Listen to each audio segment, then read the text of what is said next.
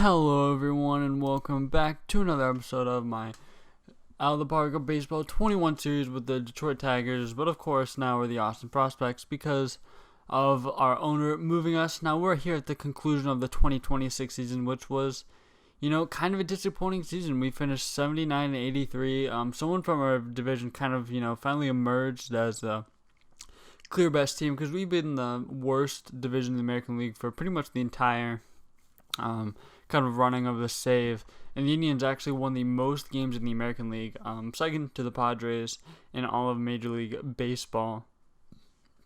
But yeah, usually we had been winning the division with a pretty low win total, but yeah, not this year. We finished 79 and 83, and then take a look at our expected win-loss. That's probably similar, 83 and 79, yeah, so kind of similar.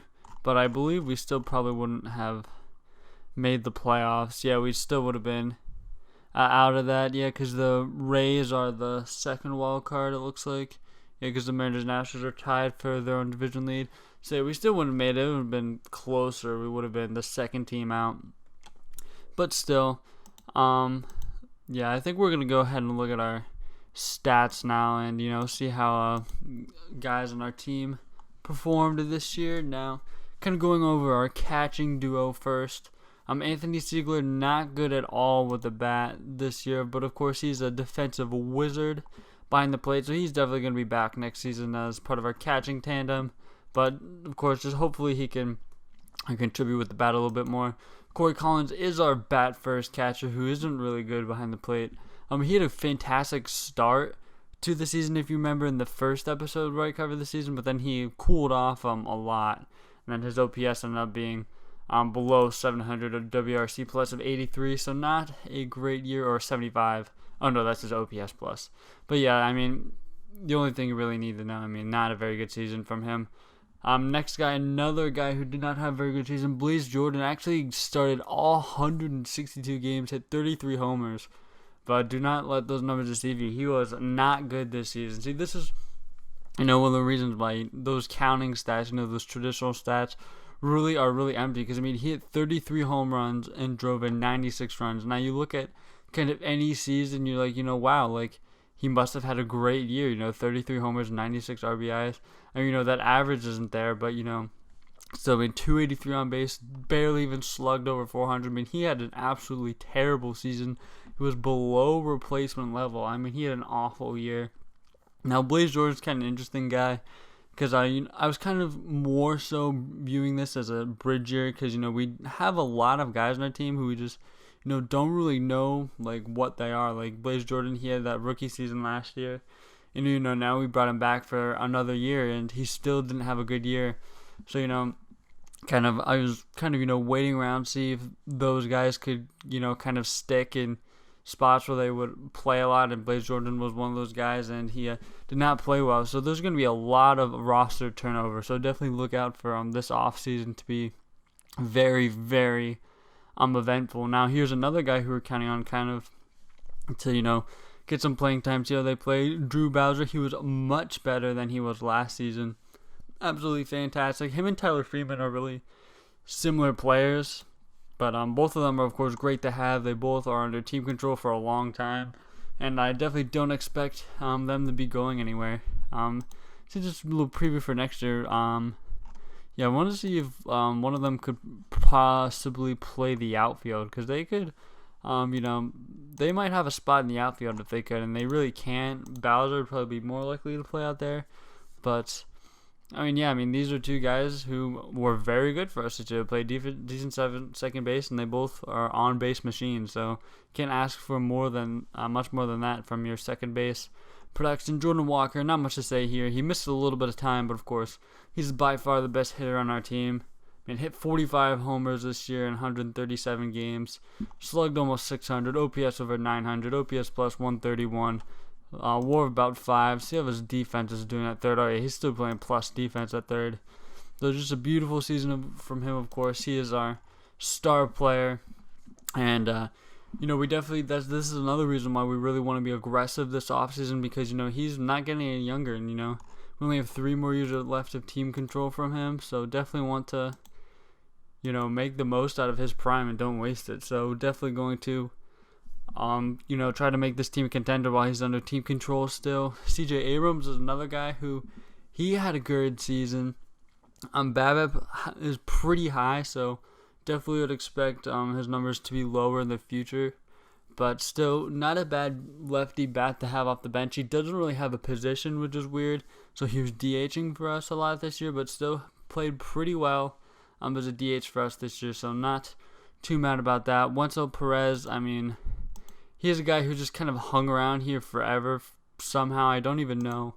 Each year I keep on believing in him for some reason, or just, don't think there's a guy who we could replace him with that, superior. But he just keeps on not performing for us. And he really isn't good defensively at shortstop either. So, he's about league average. So there's really no point in keeping him around. But, he was bad. So not much more to say there. Steven Paolini had a career year.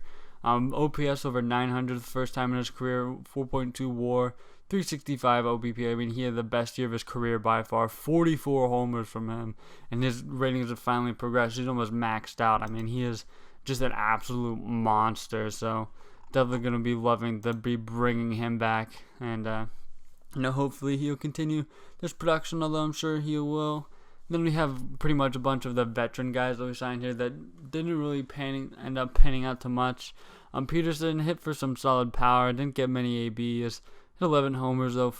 He was better than Peterson, much better than Conforto, who's pretty much a failed experiment there at the DH. But Pham was getting some ABs there against lefties. Parker Meadows, he actually hit this year, which is absolutely amazing because he has been awful at the plate throughout kind of his entire career that he's gotten ABs with us. So he wasn't awful.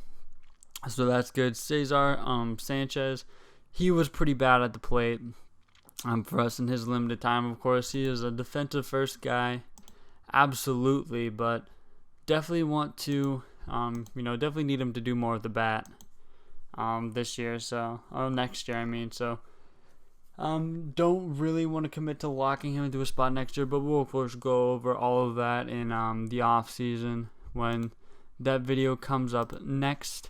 And then Basabe, he actually rebounded pretty nicely at the end of the season. Of course, he had an awful, awful start to the season this year. And of course, he had that 2024, which was basically a career year in a shortened season. Then this year, he bounced back even from his season last year. I'm heading for a little bit more power. I'm not getting on base as nearly as much. But, still a decent guy to have around. Definitely might look to upgrade him. It'll definitely, depend on what's available. Kind of in the free agency market. I've been really hesitant and scared to overpay on guys since we are a smaller budget team, because of course if those guys end up being bad signings, then that would pretty much bog down our salary for a while. But I think, this is the year that we definitely just have to be aggressive, and if our signings don't hit, they don't hit. We just have to kind of accept that because we can't be stuck in kind of the 500 limbo that we've been in for the past year or two. So we definitely need to, make changes to go forward and definitely try to improve our team. Now, moving over to the pitching side of things, there were a couple injuries pitching-wise that I'll actually go over now. Ronnie Garcia, he just recently got injured. He was fantastic for us this season. He's been a guy who's kind of been up and down pretty much each season of this, not having full seasons. But he was fantastic for us this year, 2.48 ERA. Barely walking anybody, striking out pretty much a guy an inning, which is pretty rare for him. He hasn't really done that in the past. So, he was good. Chadwick, he got hurt pretty much right after we acquired him. As you can see, he only got 1 inning of work in with us. So, can't really say anything about his season with us. Joe Musgrove, he was very good for us again, although he got hurt at the end of the season. So, he really only had about half a year. And then Andrew Vasquez, the reliever we acquired from the Yankees in the offseason, he, was a good lefty reliever for us, but he had a major arm injury. So he missed most of the season with us. So now getting into the guys who did have extended runs: Jorge Benitez, Jeremy Bastardo, Paulino, Barjon, Che Mew. These guys were all, guys who came up because of those kind of injuries and were all pretty bad. All were below replacement level. especially like Benitez, Bastardo. They didn't get as many innings, but they were bad, especially Benitez. Paulino got a lot of innings and just was bad in them, which is really unfortunate because he's a guy who we want to count on for important innings eventually in this. But I mean, his second pitch just isn't progressing. That slider that he has just hasn't turned into a quality pitch. So hopefully with time he could be effective for us, but he's just not that guy right now. Mew, Morhone are, kind of more veteran guys at this point who futures with this team look cloudy. Not as much for Morhone because he's a decent lefty who I'd like to keep around at least for now. So there's that. Wentz did not have a good season, definitely a lot worse than his career year last year. He is going to be a free agent at the end of this year, so we'll have to see what's available again to decide if we're going to bring him back. Zach Houston, of course, has been around here forever. One of his worst seasons, kind of as a middle guy for us. So definitely don't think he's going to be back. Severino, he's a lefty who we have under team control for a bit. That's not Severino.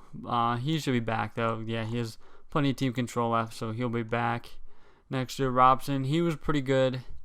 Kind of in his role here as a kind of a set-up man. He's going to be back, of course. He's under team control. He's a strikeout artist. Michael Flores, kind of, again, relieving and starting a little bit here. He's good. He's a nice young arm for us. He's definitely, going to play an important role going forward. Rocker, 28 starts. He's good. Of course, he's always dynamite when he's on the mound, but, the key for him is, of course, staying healthy. So, he's going to definitely need to do that if we're going to be making some noise sometime soon. Chris Montoya, of course, our reliever, he's an opt-out, so definitely be on him to see what he wants to do, if he wants to opt out or not, or stay again with us. Jimenez, of course, he's a dynamite reliever. He is always good for us.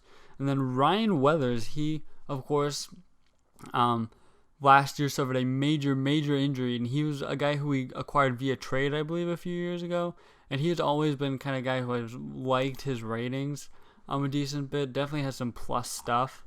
But, he's always been hurt and hasn't really been available to pitch. His ratings aren't that great, but he was pretty good for us.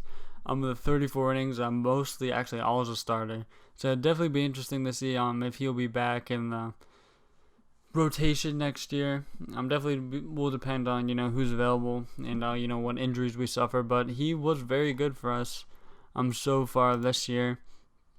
So, again, like I said, definitely going to be giving a lot of attention to acquiring big signings this offseason. As you know, we want to, definitely be aggressive, and, we really need to look to improve our team, and we have a bunch of money to do it, so that's definitely going to be something we're going to be looking forward to. Now we're going to go ahead and bring back, and we'll look at the guys we're going to bring back in arbitration and stuff, so I'm going to go ahead and skip to then. Alright, so we're here at the kind of first day of the off season now. After the playoffs, real quick, just show you who won the World Series. Just real quick, it was the Braves, and they've won a few times as a save, I believe. So have the Padres.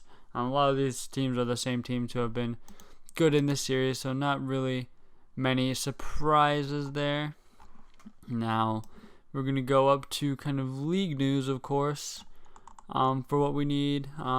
Chris Montoya, he executes his option, which is really big because that not only does that lock him into this year, it also locks him into next year, and I believe kind of that salary that he would want more in the open market at least. So I'm surprised that he even decided to re-up with us. So it is good though that we're going to have him back for only $8 million. So I'm very much looking forward to that. That was a very good thing that he decided to sign back on with us. Now, in review of goals and whatever, our owner wasn't happy. I'm not happy with this season either. So, not too surprising there. Tommy Pham retires, which of course is not a big surprise at all. He was old, and I don't care much about that. He pretty much only had 100-something ABs with us this year, so not a big year. End of season prospect list. We'll go ahead and take a look at this real quick. I don't believe we're really high up here. Yeah, we're 20th. Jesse Bullard, I forgot that I was playing him in right. He got some Major League time, didn't he? No, he didn't. I was thinking of giving him Major League time. That's right. Definitely excited about his ratings though, so that's pretty cool. Yeah, him. He's 28th. We have Eddie Rogers, who's 44th. He has a torn UCL though, so that's a big yikes right there. And then Tony Mojica.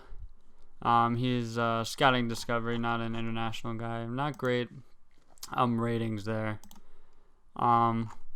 But yeah, and then huge news here that the American League gets rid of the designated hitter altogether, which is really, really nuts. Of course, because in real life they're trying to, get rid of the DH in the National League. Of course, not the American League, but I think I'm actually going to go ahead and override kind of this decision because, that really isn't realistic at all. Because they're trying to expand the DH, if anything, not retract it from the National League. So I'm actually going to go ahead and override this decision. And then by overriding, I of course mean that I'm expanding the American League designated hitter rule, enabling that, and not enabling National League rule for now. I'll leave that up to kind of the natural league progression of this game to see if they, go ahead and decide to do that. So it'll depend on that. I'm not going to go ahead and do that right now because, that's something that's happening with the 2020 season that's being expanded for. It's talked about for, the future. But I'm going to go ahead and let the game decide on that. I'm not going to, force my hand and make that affect the future league. But definitely going to leave this because, of course, it's, like I said, be really unrealistic for them to get rid of the DH in the American League. Okay, now going ahead here and looking at salary arbitration. I was wrong on Wentz, actually. He has another year of team control, and we're actually going to go ahead and bring him back for that extra year. Vasquez, bring him back again. He'll be back for next season. Jordan Walker, his first year of arbitration. Paulini, his second year. Basabe, he has another year of arbitration here. Joe Musgrove. Let's see what he wants. He wants a 5-year, $18 million a year deal. We're going to give him the qualifying offer for 15 for 1 year. And Jock Peterson, yeah, he's not even interested in negotiating because he's very angry at us. And then Morhone, I think we'll go ahead and see what guys are available in free agency before I go ahead and offer to bring him back immediately because of his performance. Of course, I'd be very, very interested in extending Walker here, at least for the rest of his arbitration years. So maybe if we could go like 7, 9, do something like 11, and then if we could extend him for a few years after that, that would be very, very ideal. Let's see if he wants that. He does. It looks like he doesn't want anything more than a 1-year deal and doesn't want to be extended, so we're going to leave that alone. Paulini also doesn't want to be extended. Yeah, none of these guys really want to be extended. Rocker, does he want to... Oh, shoot. I accidentally offered him a minor league extension, but we're going to go ahead and revoke that, even though he'll get mad, but yeah. I mean, he is under team control anyway, so that shouldn't really affect anything. So yeah, we're pretty much bringing everyone back here, besides Houston. Perez, he'll be back, hopefully as a depth piece and not as a starter, but everything there is fine. And then here I want to make sure that DH reset, and it did, so then we're going to keep on moving forward to the awards. Alright, so here are our salary arbitration decisions. Joe Musgrove, he files for free agency, which I expected. He's not going to accept that qualifying offer, so that's good for us. Everyone re-ups, nothing really too unexpected here. Paulini, he gets 8 3/4, which is good because he wanted about 10. I believe in Walker also gets the low number, the team number that is, so that's good. Bellinger wins MVP for National League. I mean, he's won it like a million times at this point. Yeah, he won it last year too. He's pretty good in save, of course. Colin Barber, the Astro guy, that's very good. No prospect guys here, I believe. Paolini gets a vote, so that's cool for him.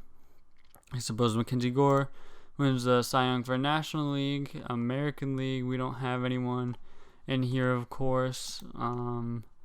Yeah, nothing for Manager of the Year. Spencer Torkelson wins Rookie of the Year. It looks like, so that's pretty cool. That was actually his first year of Major League experience, which is crazy. Yeah, wow, I don't know what he's been up to. Previously, it looks like he was playing in a foreign league. No, he was just in their organization, just hadn't, I guess, made it yet, which is crazy. Jeez, a very late bloomer there. National League, Platinum Sticks. Ooh, Alvarez is on the Braves now. He's not with Houston anymore. That's kind of crazy. He has first year not with Houston. Of course, Bryant is there. He's still doing it in this save. Yeah, Acuna Jr. is there as well. And then American League, we don't have anyone here. Yeah, we actually don't have anyone. So not too surprised there. American League reliever Jimenez is third in voting, and Montoya received 4 votes. So not bad there. Gold Gloves, we don't have anyone. And then here quick is the National League Gold Gloves. And then I'm going to go ahead and sim 2 more days until we get to free agency filings. We'll kind of look at those a little bit, and then we'll go ahead and continue next episode with that kind of thing. So here, looking at the international guys again, not really anyone here at all. Looks like a decent reliever right here, possibly. Yeah, just your average everyday reliever right there. He wants $4 million. He could be an interesting guy to possibly bring in. Juan Prado, not really a guy I'm interested in bringing in. And then is this guy any good? He is not. So yikes right there. I mean, the international guys not being good this year's game at all. It was super disappointing because I usually utilize that a good bit. Now I'm gonna go free agents here a little bit. See, well, here are batters first. Yeah, I mean, it looks like there are definitely some big name guys that we could go ahead and bring in this year if we wanted to, and I'm sure we will. Bobby Dalbec is here, and wow, he's actually coming off a pretty good season, which is kind of surprising. I have no idea who this catcher is, but he looks very solid. Oh yeah. Yeah, he's barely even got any time. I don't even know how he made it out here. But yeah, this guy looks very good. There's now Diaz. Yeah, see, this is exactly kind of my gripe with, spending a lot in previous years and not doing it, of course, because, here's Yasmel Diaz, and of course, it looks like he wants $12 million. Well, he really hasn't been good his entire career. Like, Basabe is making way less than that. He's a guy, we're looking to marginally upgrade, but I'm not going to pay $10 million more a season just for, another, basically a guy who's only worth one more win a season. That's nuts. So yeah, I mean, this is, we'll have to see, I guess, how this goes ahead and pans out, because, Biggio's coming off a great season. Might go ahead after him. Oh, shoot, didn't mean to go there. Let's go all players. Mackenzie Gore is available. Looks like there might be some guys here that I'm definitely interested, especially arm-wise. Clase looks like he could be good. Could bring back Knebel, Paddocks here. I mean, it looks like there's not a shortage of talent here. We definitely could go with at least 2 big signings this year. But again, we're going to go ahead and save that for next episode. As you know, this episode I like to, keep pretty much contained to the end of the season recap and not get into any free agent signings or anything. So, we end with kind of recapping the awards and looking forward towards the off season. So that's going to go ahead and do it for this episode. Thank you guys for watching. Do not forget to like and subscribe if you're enjoying this content. Definitely let me know, if you have any ideas for future content, feedback on this kind of stuff. It is all very much appreciated. So again, thank you guys for watching, and I'll see you guys next episode.